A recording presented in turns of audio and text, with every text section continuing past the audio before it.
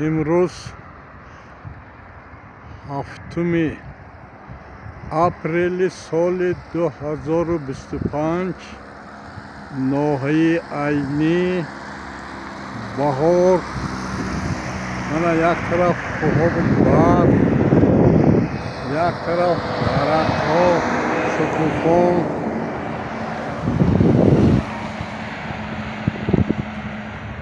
عمر انسان هم چون بهار، تابستان، تیر ماه، زمستان.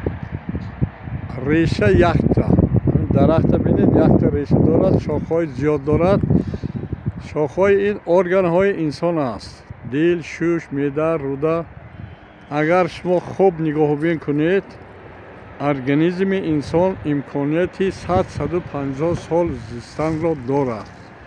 برای همین باید از مکتب بچه های آموزانیم طرز خوراکخوری، آب نوشی، استفاده کردن شستشو، نه.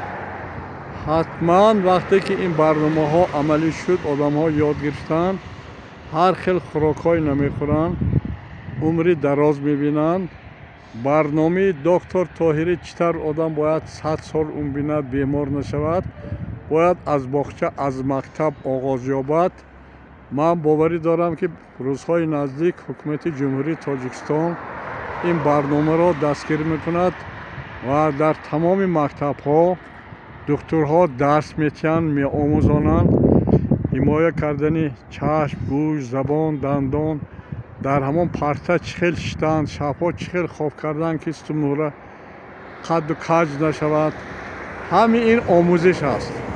وقتی که این برنامه ما عملی میکنیم، البته مردم تاجیک کمش 150 سال عمر میبیند و اکثر دراز عمری از خود انسان، خدا و طبیعت وابسته است.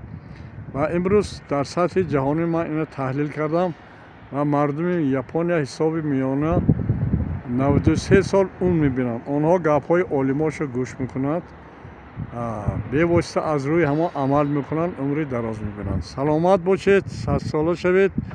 تاجیکستان به پیش!